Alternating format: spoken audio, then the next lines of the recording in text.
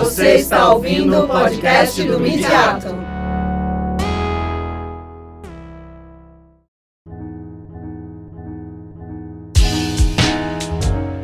Olá, você está ouvindo as apresentações do terceiro simpósio Linguagem e Práticas Midiáticas, Crítica das Representações e Mediações, que celebrou 10 anos do nosso grupo de pesquisa. Ele foi realizado em abril de 2019, na Escola de Comunicações e Artes da USP e contou com a apresentação de 20 pesquisadores. Na comunicação a seguir, os pesquisadores Rosana de Lima Soares, que é professora da ECA USP e uma das líderes do Midiato, e Thiago Siqueira Venanzoni, doutorando na ECA USP e professor da FIAM-FAAM, avaliam o processo eleitoral de 2018 a partir das produções noticiosas realizadas por coletivos da periferia. Foram selecionadas narrativas que se ausentaram nas mídias tradicionais, indagando sobre a construção de outros modos de representação. O trabalho aponta os processos políticos em torno de lutas identitárias e disputas por representação, abrangendo os conceitos de visibilidade e reconhecimento, e as possibilidades de reconfiguração do social e reconstrução do espaço comum presente nesses discursos. O nosso tema é o mal-estar na representação, das identidades ao reconhecimento. Enquanto o Thiago abre a apresentação, vou falar só um pouquinho. Esse processo se repetiu também com as outras duplas, mas é interessante, até porque todos vocês aqui também pesquisam ou irão pesquisar ou já fizeram pesquisas. A gente tem trabalhado nas duplas de maneira também muito colaborativa. Então, foram algumas conversas, uma ideia que a gente teve por outras razões, mas que ela foi se transformando à medida que a gente trabalhou o tema. Foi um período também mais longo, e o trabalho, eu gosto de pensar, ele ainda está em processo, né, em construção, e esse é um tema que tem bastante questões para nós. Assim, nós temos, embora seja um tema que aglutina as nossas pesquisas individuais, mas ele também é um tema que a gente tem muitas questões, muitas perguntas, e a gente espera que vocês ajudem a gente a encontrar algumas das respostas para a gente, né, prosseguir também com essa, enfim, com o nosso texto. Ele ainda não está terminado. Vamos ver onde é que a gente chega aqui depois do debate. Ele tem esse título, O Mal-Estar na Representação, das Identidades ao Reconhecimento. Essa ideia do mal-estar a Rosana vai apresentar mais para o fim. Eu acho que dá para acompanhar igual o Ivan, lá de trás. Lá de trás, nossa. Como a Rosana comentou, esse tema, o que a gente pegou como objeto, sobretudo, não tem a ver propriamente com o que a gente pesquisa, mas tem a ver com as nossas pesquisas individuais, tanto a minha tese quanto a tese de pós-doc que a Rosana tem trabalhado. Na minha tese eu tenho trabalhado com coletivos que lidam com a produção cinematográfica, e a Rosana tem trabalhado com as produções audiovisuais a partir dos slams, né, que são batalhas de poesia que acontecem também aqui em São Paulo. Então a gente pensou em algo comum que unisse essas discussões que a gente tem tido já há alguns anos, também com participação lá no grupo de pesquisa da Silvia Borelli, na PUC, aqui de São Paulo, e a gente tentou olhar um pouco como essas produções coletivas se dão no jornalismo, a partir de alguns grupos e de alguns coletivos, de fato, que estão trabalhando com essa produção mais jornalística. O nosso recorte se deu nas eleições de 2018, isso também foi algo que a gente discutiu bastante, o que a gente recortaria dentro dessas produções. Então a gente pegou esse período das eleições, que foi do dia 21 de agosto até o dia 31 de outubro, pensando um pouco nessas produções. Algo também que nos chamou a atenção em relação às eleições do ano passado foi ter muito a evidência desses debates de classe, raça e gênero dentro dos projetos políticos que se apresentavam. Então a gente tentou analisar isso também a partir dessas produções jornalísticas dos coletivos. E também um terceiro fato, que é algo também que a gente já tem debatido, o Ivan debate também na sua pesquisa das fake news, essa função primordial da circulação dos discursos por meio desses conteúdos, né, que não só se propagaram a partir das produções ou das mídias tradicionais, mas também circularam em outras plataformas, em outros meios de sociabilidade e das redes sociais. Será que eu posso? Passou. Tá. Então, a gente fez assim, alguns recortes pensando nas produções audiovisuais desses coletivos periféricos, jornalísticos, e a compreensão dessas políticas da representação a partir dessas produções. A ideia, então, era pegar um pouco essa ideia das lutas identitárias e as disputas por reconhecimento, isso a gente vai falar um pouquinho mais para o fim da apresentação. E os materiais são vídeos, reportagens e entrevistas produzidos e vinculados entre 16 de agosto e 28 de outubro, quando encerra-se o processo eleitoral no segundo turno das eleições. A gente focou no processo nacional, né? Não nos atemos às disputas regionais dos estados nesse mapeamento. Fizemos, então, o mapeamento desses conteúdos jornalísticos em formato audiovisual, objetivando compor um olhar desses territórios para as questões sociais no país. Uma outra coisa também que a gente levou em consideração é esse hibridismo entre formas de reportagem e documento a partir das referencialidades e das narrativas produzidas por esses coletivos. Essa descentralização no circuito de produção e recepção, né, a partir das plataformas digitais e das mediações midiáticas, sociais e estéticas, que também tem a ver um pouco, que é algo que é recorrente nas nossas apresentações, que apesar de estarmos falando em representação, também falamos em mediação, nesse caso desse trabalho. Então a gente fez esse mapeamento no primeiro quadro, que é do jornalismo periférico. Eu nem contei. 1, 2, 3, 4, 5, 6, 7, 8, 9, 10 coletivos. Eles são concentrados entre São Paulo e Rio de Janeiro. Isso também foi algo que se mostrou nessa averiguação. A gente não tinha essa disposição de só ver São Paulo e Rio de Janeiro, mas foi algo que se mostrou mais recorrente. E algum desses coletivos que vocês talvez conheçam, alguns deles. E a gente fez um segundo quadro do que comumente chama de jornalismo independente, que a gente tentou diferenciar um pouco esses dois processos. Esses são mais conhecidos, acredito, que são mais recorrentes, mas que também, de alguma forma, narrativizam algumas semelhanças em relação a esses coletivos. E alguns deles até utilizam conteúdos desses coletivos. No caso da Ponte Jornalismo, se utiliza também desses coletivos para suas reportagens. Tem uma questão em relação ao Intercept Brasil, que a gente pretende discutir talvez no artigo, como essas empresas internacionais também entram aqui no mercado brasileiro nessas produções jornalísticas. A gente não vai analisar todo o quadro nesse artigo, a gente fez um outro recorte, pensando nas produções audiovisuais em gênero ou referenciais. Pegamos 3 coletivos, o Voz das Comunidades, que é do Rio de Janeiro. Eles produziram 133 vídeos, alguns deles boletins ao vivo durante esse período que a gente elencou, e todos são vinculados à página do Facebook. Inclusive os boletins ao vivo são vinculados nosso mapeamento. A gente achou assim bastante significativa essa produção. Tem 3 vídeos por dia, em média. É uma produção bastante consistente desse coletivo Voz das Comunidades, que reúnem vários produtores jornalísticos dentro das comunidades do Rio de Janeiro. O coletivo Papo Reto, que também é do Rio, que produziu 79 conteúdos audiovisuais, que foram postados também no Facebook. E um terceiro, aqui de São Paulo, Nós Mulheres da Periferia, que concentrou material audiovisual durante as eleições para debater questões de raça, gênero e momento político do país. Esse é o mais próximo que a gente tem dessa referencialidade documental. No caso do coletivo Voz da Comunidade e do Papo Reto, tem um pouco mais essa ideia da apreensão jornalística, do momento, etc. Vou passar aqui 3 exemplos, cada um. Esse aqui é do Voz da Comunidade, era uma repórter que estava presente numa zona eleitoral. A gente está aqui na Itoca, na área 5, da escola Rubens Berardo, e onde está acontecendo aí a votação, é uma zona eleitoral. E hoje aqui o fluxo de pessoas também está intenso. Lá dentro está tendo uma fila enorme, né? Várias pessoas já estão chegando aqui para votar, para definir aí o futuro do nosso país, o futuro da nossa cidade, do nosso estado. A gente está aqui com a Verônica, que veio votar. Verônica, você tem 23 anos e você me falou que essa é a sua segunda, né, participação.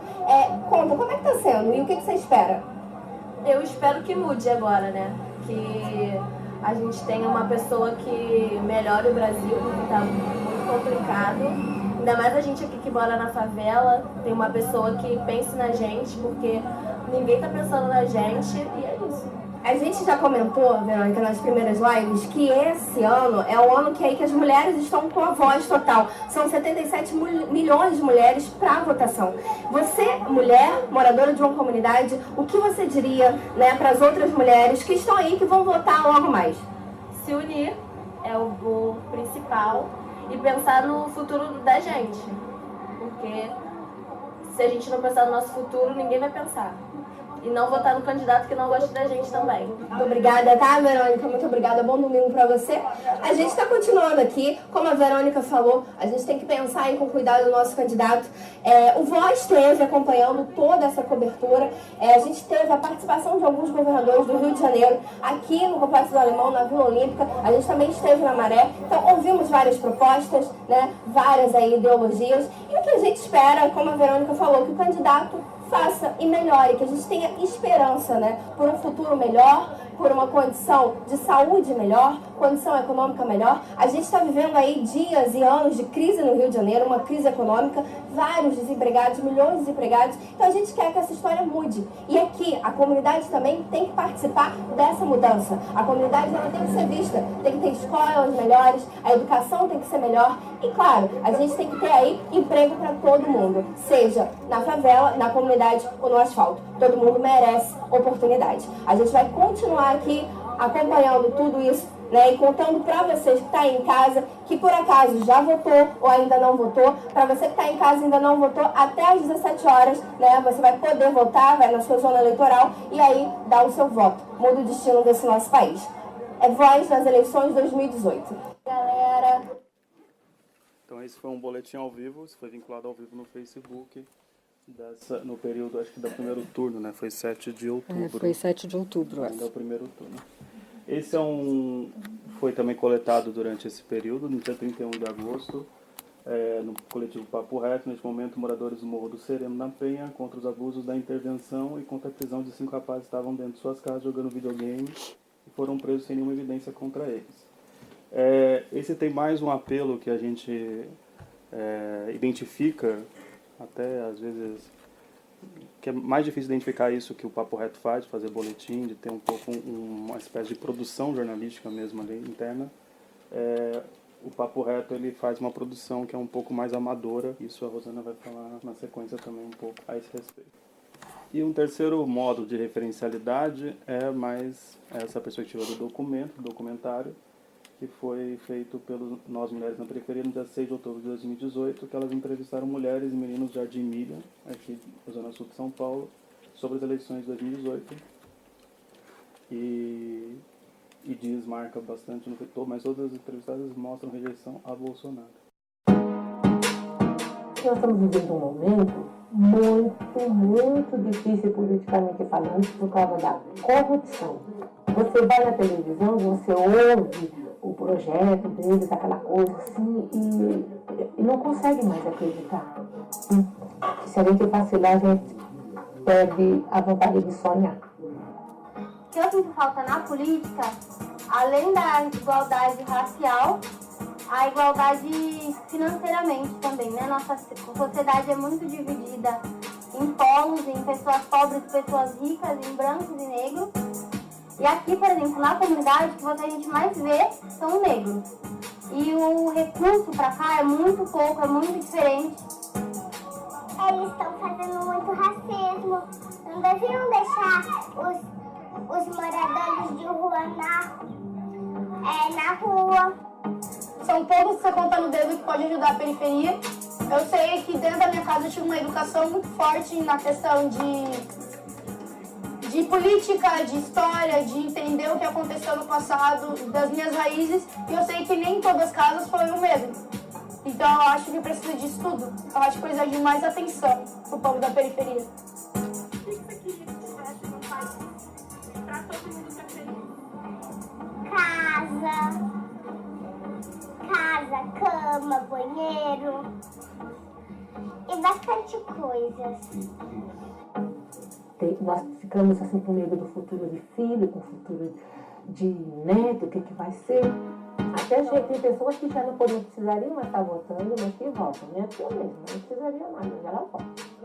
Minha mãe votou até mais de 80 anos. É aquilo que eu falei, se a gente vacilar, a gente perde a esperança, perde a vontade de viver, perde a vontade de votar. Mas aí eu falei, não, vou votar, não vou perder meu tempo, sair de piba lá na minha casa, lá na escola, voto em branco, anulo, e depois eu vou ficar patrona reclamando? Não. Bom, depois no artigo a gente vai fazer uma análise a partir desses vídeos, que era só uma amostragem a partir do nosso quadro. Bom, pensando então nessas produções e um pouco, esse é um lugar que tem alguns incômodos quando a gente olha. Nós tentamos separar um pouquinho essas produções que a gente chamou do jornalismo periférico desses outros veículos que já são grandes, né, como a Mídia Ninja, talvez seja o melhor exemplo dele, numa espécie de jornalismo independente. E a gente deixou de fora do texto, mas isso está de algum modo rondando, né, esse texto, e pensando um pouquinho até na sequência hoje das apresentações, não por acaso elas todas têm uma ênfase em aspectos referenciais, né, em alguma forma de lidar com o mundo concreto, com os fatos, não só na chave do jornalismo convencional, mas também desses formatos documentais. A gente não fala aqui, não fala no nosso resumo, e a gente não vai falar no artigo, do contraponto desses dois modos aí de narrar no jornalismo com as mídias tradicionais, ou a mídia hegemônica, ou a mídia corporativa, ou de referência. A gente não está tematizando isso, mas isso é um ponto importante para a gente colocar as nossas questões, né, um pouquinho, sem também achar que o jornalismo vai se salvar por causa do jornalismo periférico, desse jornalismo que, na verdade, a gente não assiste ele, ou não, eu falei assiste por causa do audiovisual, mas não é o jornalismo que a gente consome normalmente, e mesmo para nós, fazendo a pesquisa, a gente viu que a gente sabe muito pouco.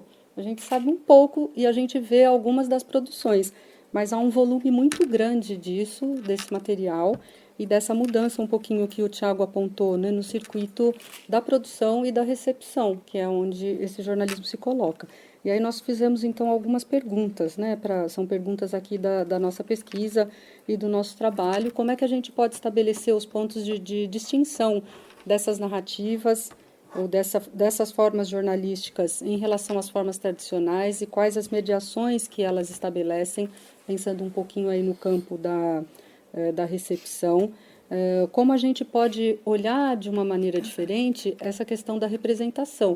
O nosso título chama o mal-estar na representação, porque o conceito de representação, ele parece um conceito antigo, um conceito em desuso, como se ele ainda dissesse respeito a um modo de representar fielmente uma certa realidade, ou um grupo social, ou mesmo conflitos entre os diversos grupos. E a gente vai fazer um pouquinho essa tematização do conceito, né? Não dessa forma tradicional da representação, mas a representação sempre como uma construção. Por isso que a ideia das políticas da representação e das disputas por representação, elas são interessantes para a gente pensar esses objetos, essas produções, mas também para problematizar o próprio conceito da representação, mas sem precisar desistir desse conceito, ou dessa ideia do mal-estar, né, de que a gente não pode mais falar em representação. A gente pode, desde que a gente tematize um pouquinho por essas diferenças e nesses desafios.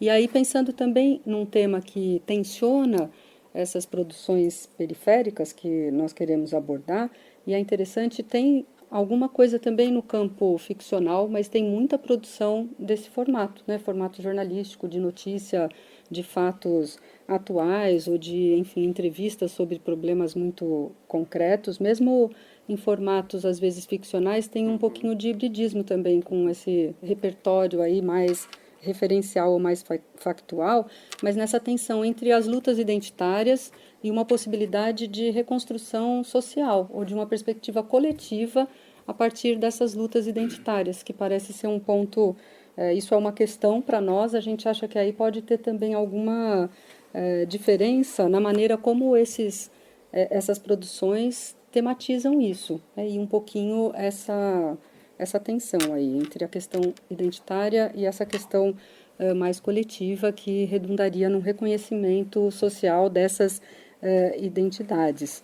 Nós temos um grande desafio, e isso quando a gente vê um pouquinho as imagens, ele se coloca, que é não pensar apenas nas questões temáticas, porque dependendo do que você seleciona, né, ou do que você ouve aqui, a entrevista da menina, ela já é entrevistada com a camiseta do Ele Não.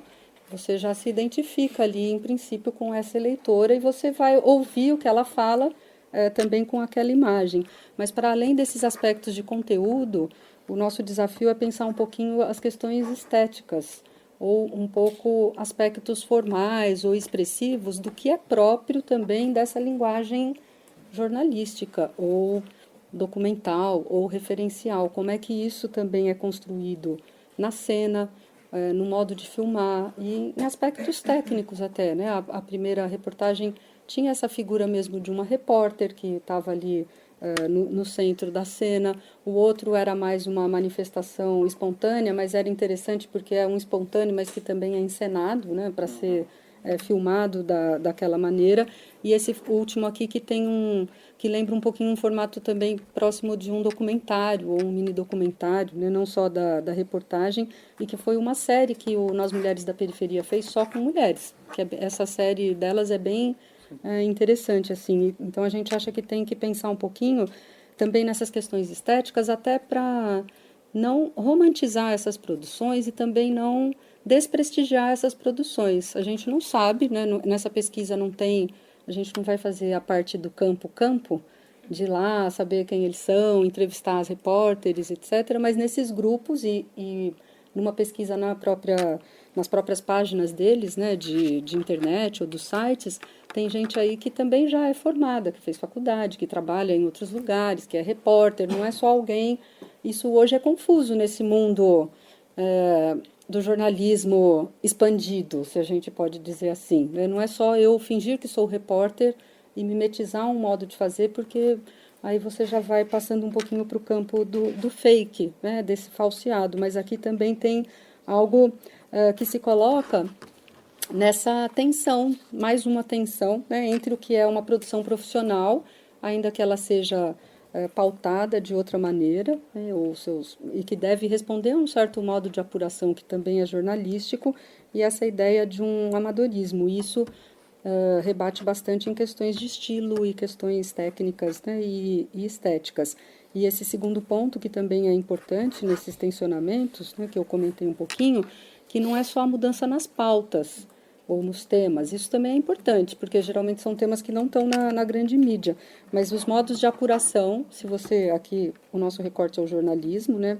Eu até brinquei que fazia muito tempo que eu não pesquisava jornalismo, eu tinha parado com isso, desistido e tal, mas agora eu vou ter que voltar a pensar um pouquinho nessa parte, né, do que é esse lugar também do jornalismo, desse jornalismo periférico. Esse não é um termo que a gente adotou sozinhos, vários pesquisadores têm usado, né, essa expressão, e um pouquinho esse lugar também que é interessante da passagem do que reafirma o gênero. As apresentações de hoje todas trabalharam um pouquinho isso, né, mesmo na primeira, que é um formato documental, mas aqueles documentários, eles também não são bem o que a gente espera dos documentários contemporâneos. Eles têm também ali uma pegada ali que é jornalística também, ou um modo ali de construção das suas cenas, mas de tentar justamente operar nessa ideia do gênero, que o gênero ele tem que reafirmar um pouco o que ele é, para ser reconhecido. A gente tem que olhar isso aqui e falar, isso é jornalismo, ela é repórter, eles estão fazendo isso,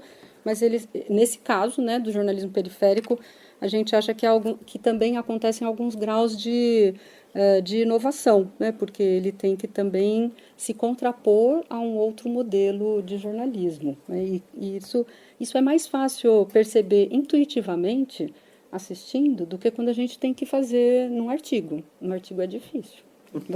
Você provar, né, todos esses pontos que a gente pode observar e que a gente observa bastante à medida que a gente assiste mais produções como essas também. E, por contraste, né, foi interessante que a apresentação da Juliana e da Renata, ela trabalhou com essas mídias já tradicionais, né, a gente sabe que está vendo outra coisa, né, mas, ao mesmo tempo, ainda é dentro de um mesmo gênero, se nós pudermos pensar assim. E aí a gente coloca aqui no Nossa, eu vou ter que fazer mais rápido. A gente vai colocar aqui no final alguns conceitos, né, que a gente vai usar para, então, enfrentar essas questões. A gente já tinha apresentado numa reunião do Midiato, essa questão da diversidade e do universalismo, a partir de um livro do Renato Ortiz, em que ele destaca isso, que a diversidade ela é um emblema contemporâneo, né? O diverso a questão da diversidade ou das identidades, ela é recorrente hoje e ela se contrapõe à ideia de identidades fixas e homogêneas, mas ao mesmo tempo, de algum modo, a gente tem que reconstituir aspectos universais, senão você esfacela o tecido social a ponto de não conseguir compor esses universais, né? É um universal plural, se a gente puder pensar assim, mas que precisa dar conta desse dilema, né? E a ideia do mal-estar foi o Ortiz que usou nesse texto, né? Que ele fala desse mal-estar contemporâneo, né? Dessas sociedades que elas se reconhecem como diversas, mas elas também se integram a mercados globais, que de alguma forma são homogeneizantes, e mesmo na questão das lutas identitárias, isso pode se repetir, e coloca para a gente até uma questão com relação a essas produções, né? De que maneira também elas dão conta de serem produções diversas, não só nos sujeitos que elas representam lá dentro das reportagens, mas nessa ideia também do gênero, mas de responder a um aspecto que também deve recompor algo de universal e dialogar com essas produções globais. Essa questão do Intercept, que está ali na nossa tabela, ela tem um pouquinho isso, né? Ou mesmo um que não entra aqui, porque na nossa pequena amostragem seria já um jornal tradicional, que é o El País. Embora o El País tenha sido um jornal que a gente tem lido muito, mas ele não cabe aqui pelos nossos critérios, ele não é independente, né? Ele fica fora. E nem é periférico. E nem periférico. Mas a gente sabe. Aí você pensou fazer uma tabela, pondo o El País, a Folha, o Estadão, ia ser triste também. Então, enfim, isso tem um campo aí nebuloso, mas que acho que um pouquinho essa ideia da diversidade e do universalismo, ela pode nos ajudar a pensar um pouquinho isso. E um outro ponto que a gente escolheu como um ponto nodal aí para o texto, e eu vou falar um pouquinho do Stuart Hall e depois terminar também nas nossas questões, é essa ideia de pensar as representações hoje num circuito de cultura. Essa foi uma contribuição da nossa reunião anterior, que acho que foi a Juliana que lembrou, né, do gráfico lá do Stuart Hall, que a gente até é o circuito da cultura, que é interessante. Pode colocar o circuito do Hall, que é interessante para a gente pensar um pouquinho. A gente não costuma pensar as mídias dessa maneira mais circular, né? Então ele não é um quadro, ele é um circuito, e ele tenta dar conta disso, dos aspectos de consumo, da regulação dessa produção de identidades e de um certo controle, e dessa disputa por representação dentro desses sistemas, né? E isso, claro, pensando nas práticas discursivas, e isso pode nos ajudar a entender um pouquinho também os discursos das mídias e esse lugar, né, de se as identidades elas também disputam esses lugares, essas representações, esses modos, né, de mediação, se elas têm que dar conta dos aspectos políticos e aspectos estéticos, como é que a gente pode olhar um pouquinho essas produções periféricas também dentro de uma dinâmica. Talvez uma possível diferenciação esteja no modo como o circuito é acionado, não é tanto no produto final, né, mas a gente tem que pensar sistemicamente mesmo, nesse polo da produção, da recepção, dos próprios conteúdos. Não adianta eu pegar uma reportagem dessa e fazer, né, analisar essa reportagem, enfim, mas talvez nessa maneira aí mais circular do ponto de vista dessas tensões, né, entre produção e recepção. E fala. O que é interessante nesse circuito é que ele tem, na verdade, tem um circuito maior, mas tem várias setas que se ligam internamente nesse circuito, né? Que é um pouco para a amostragem desse sistema mesmo, de como funciona como um sistema mesmo, esse circuito da cultura. E que nem sempre ele vai trazer respostas, né, parecidas, um pouquinho em cada um desses casos, né? Mas o nosso desafio aqui desse texto especificamente é tentar operar em torno dessa tensão das identidades, das coletividades dentro desse circuito, né, ou dessa ideia aí de uma instância cultural, por meio desses discursos presentes nas mídias e, no nosso caso, esses que vêm enfim, de um lugar até geográfico em que antes não tinha essa produção, ou que a mídia tradicional ela não chega. E aí é que a gente chega no nosso problema maior, que é de articular um pouquinho todas essas palavras que eu estava falando aqui.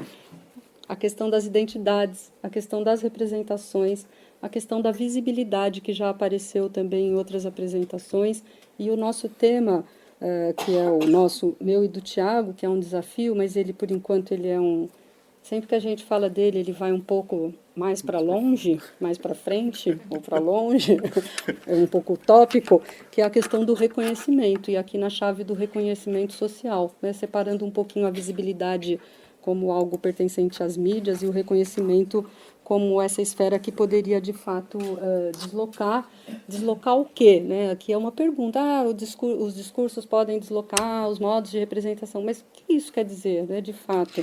Aí nós montamos aqui, a gente modestamente está chamando esse quadro de circuito midiático.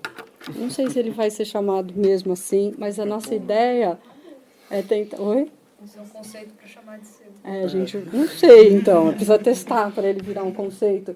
Mas uma ideia da gente problematizar um pouquinho, claro que não aplicando, né, esquematicamente, mas nessa ideia também do circuito e dessas várias aí posições, né, de pegar esses 4 conceitos, e aqui talvez seja a nossa hipótese que deverá ser desenvolvida nas análises mesmo do artigo, de pensar como que essas produções, elas acionam esses lugares, um pouco da identidade, da representação, da visibilidade e do reconhecimento de maneira diversa do que nós temos ou temos visto na grande mídia. A gente não vai fazer uma análise comparativa, então nós vamos ter que olhar para essas produções sem pressupor que a gente sabe o que está sendo feito na mídia hegemônica ou naquela mesmo independente, mas sobretudo pensando nessa ideia do individual, do coletivo, desse aspecto midiático, né, e do aspecto social, e que em alguns momentos nós podemos pensar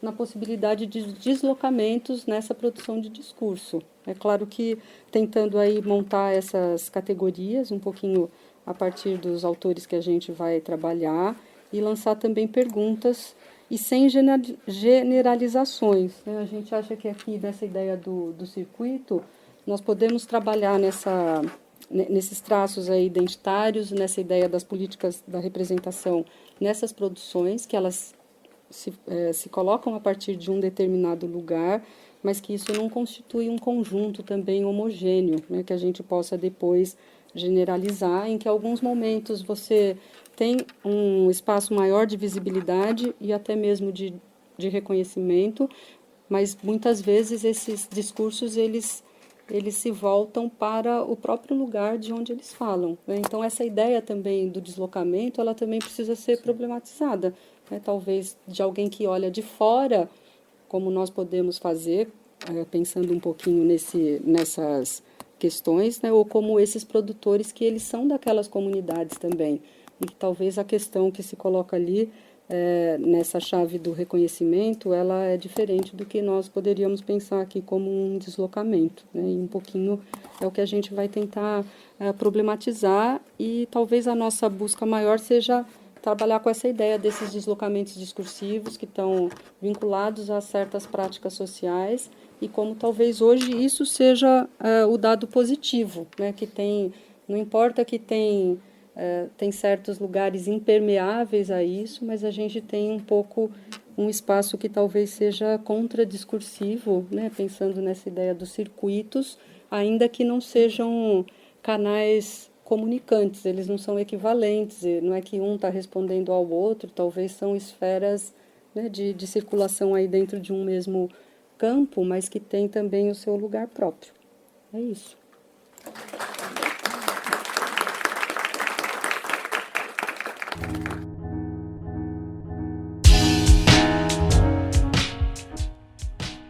Obrigada por nos acompanhar até aqui. Todas as apresentações estão em nosso site. Confere lá, usp.br/midiato. Até a próxima!